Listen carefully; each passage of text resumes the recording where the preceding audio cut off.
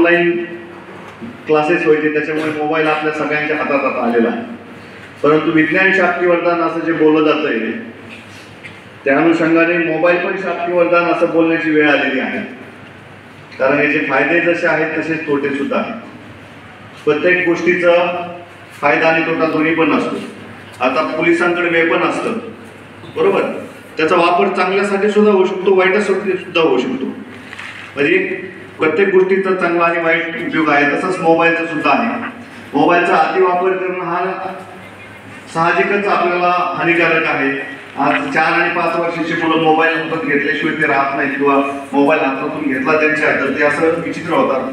आज 7 आणि 8 वर्षाच्या मुलांना चष्मे लागलेले आहेत. कंटिन्यू मोबाईल समोर, लॅपटॉप समोर आपण बसतो. मोबाईलचे फायदे तर अनेक आहेत, पण मोबाईलमुळे थोडी वाचन चौकशी सुद्धा कमी झालेली आहे. त्याच्यामुळे वाचनाकडे आपला कौल कमी झालेला आहे. त्याच्याप्रमाणे